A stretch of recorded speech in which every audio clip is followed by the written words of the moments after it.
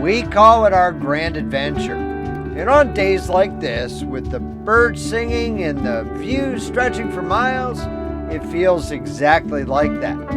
But here's the reality they don't always show you on the RV brochures.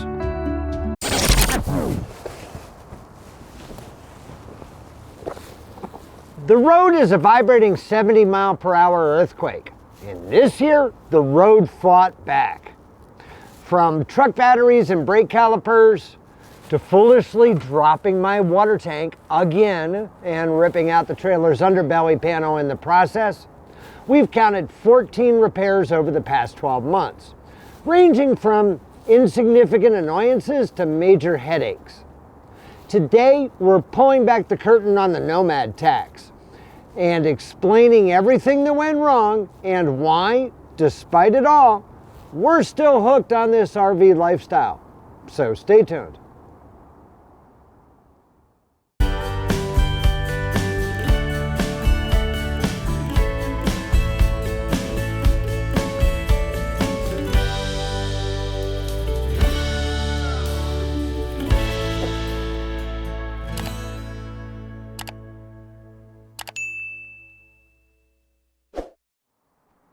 Our troubles began before we even left Utah in April, when our champion generator refused to start. Although we rely primarily upon solar for our boondocking electrical needs, a string of rainy days, or low sun angles in early spring or late fall, mean that we occasionally need to fire up a generator to top things off. So we couldn't hit the road without a functioning generator. Unfortunately, the local Champion Service Center couldn't get it running either. Pressed for time with an imminent departure day, we returned from Harbor Freight 1,100 hours poorer, but with a brand new Predator 5,000 watt generator in the bed of the truck. My only complaint is that I had to remove the wheel kit to get it to fit underneath our Retrax tonneau cover. Aside from the unplanned expense, we made out pretty well in the deal, for this unit is quiet, powerful, reliable, and very thoughtfully designed. I predict that it will continue to provide reliable service for many years to come. Then there's the foundation, truck tires and trailer tires. When you're hauling this much weight, rubber is a consumable. We knew when we left Salt Lake City in April that both were going to come due this year, but they weren't quite there yet. So that meant replacing the truck tires in Kalispell, Montana, and two of our trailer tires by the time we got to Penticton, British Columbia, after we had already replaced the other two under our road hazard warranty back in Utah. Then things got weird. A brake caliper bracket failure? That's not a wear item, that's a stop everything moment. When we rolled into Roseburg, Oregon in October, we heard the scraping. Nearly 900 hours later, we were rolling out of Lithia Ford in Roseburg with new front brake calipers.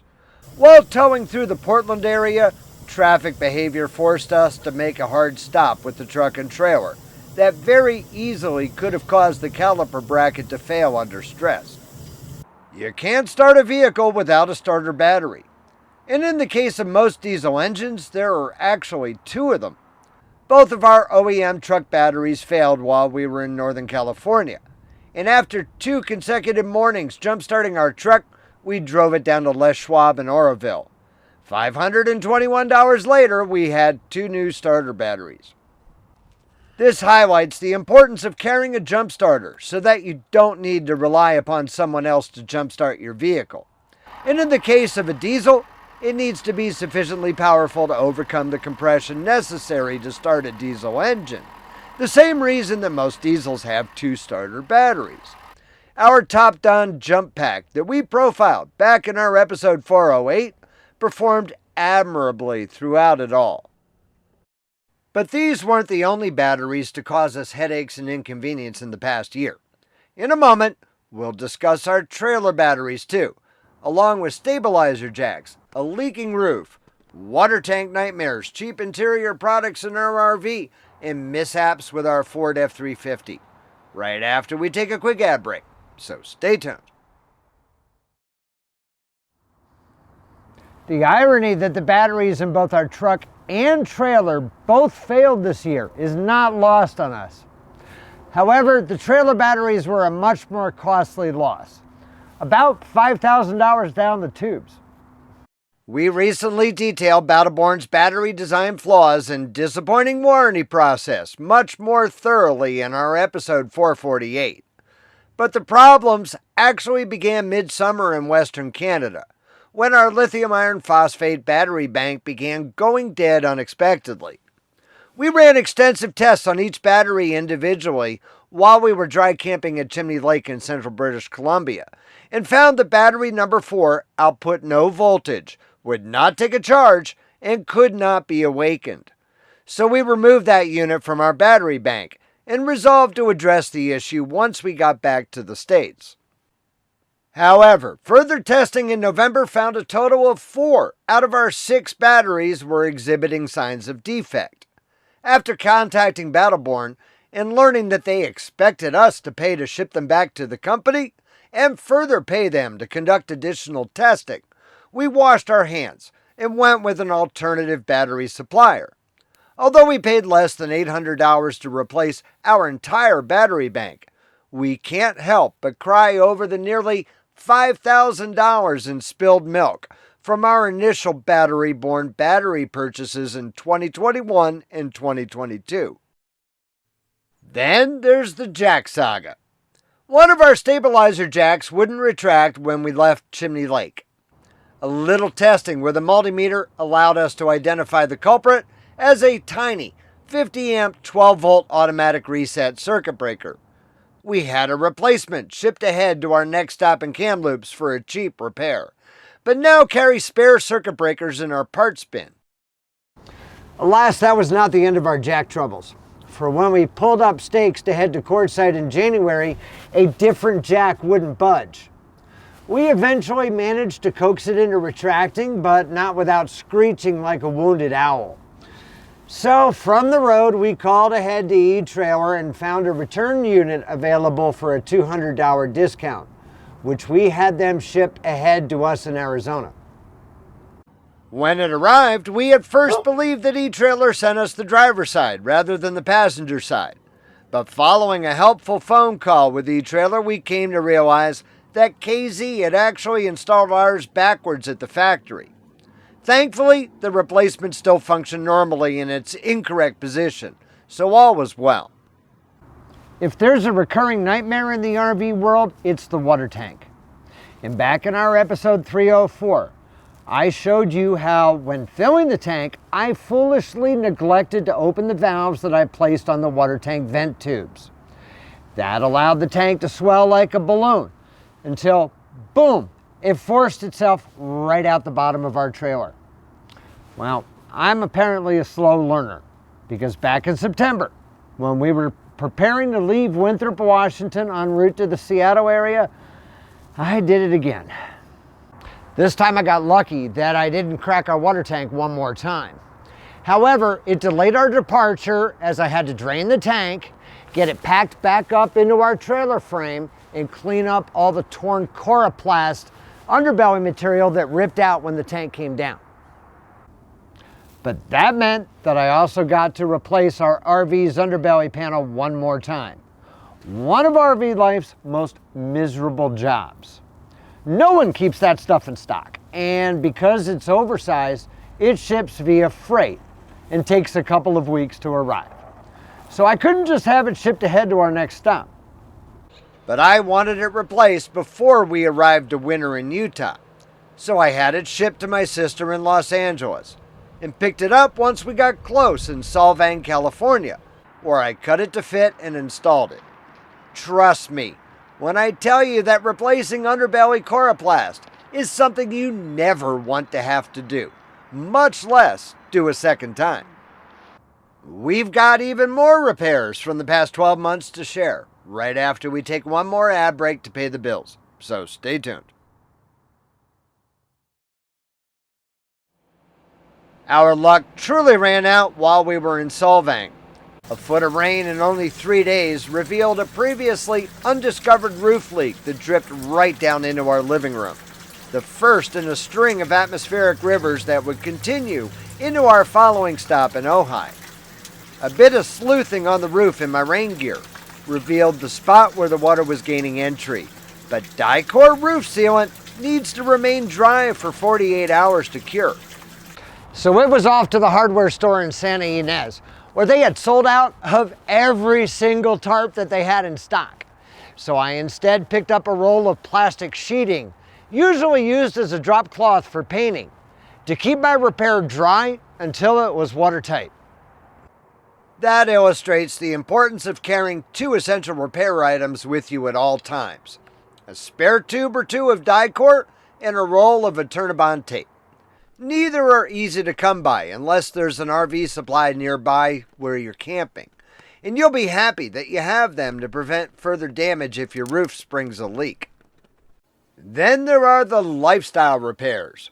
Most RV furniture is junk, and our Thomas Paine furniture was no exception. Before leaving last April, we had enough of our theater seats peeling and replaced them with these 2 household swivel recliners ordered from Home Depot.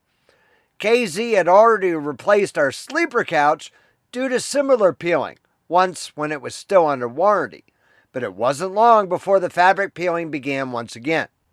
By the time we got back to Utah, after an entire summer of continued peeling, the couch had progressively gotten worse. Camping World had a tremendous sale on this Kathy Ireland trifold sleeper.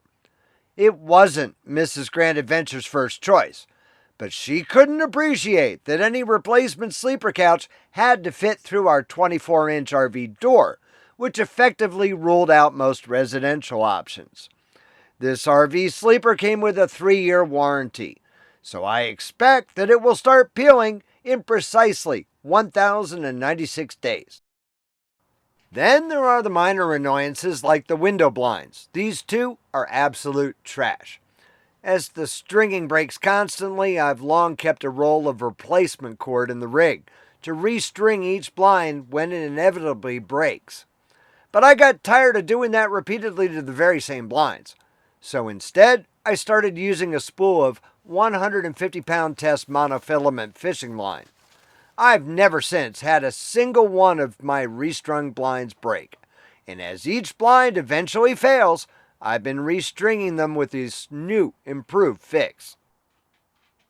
A couple of weeks ago, coming home one dark and rainy night, I backed into the 5th wheel hitch, shattering my tail lamp assembly and putting a small crease in the truck's tailgate. The tail lamp assembly was an easy repair, with an aftermarket unit delivered overnight by Amazon, and I'll probably visit a paintless dent repair to see if they can do anything with this crease. A far more significant and expensive problem is my sunroof. Remember how we've been running a Starlink Mini in our truck suction cup to the sunroof glass? Well, I had the sunroof shade closed over top of it and hit the button to open the shade without realizing that one of the suction cups had released. The motor pulled until it snapped one of the sunroof retaining pins right off.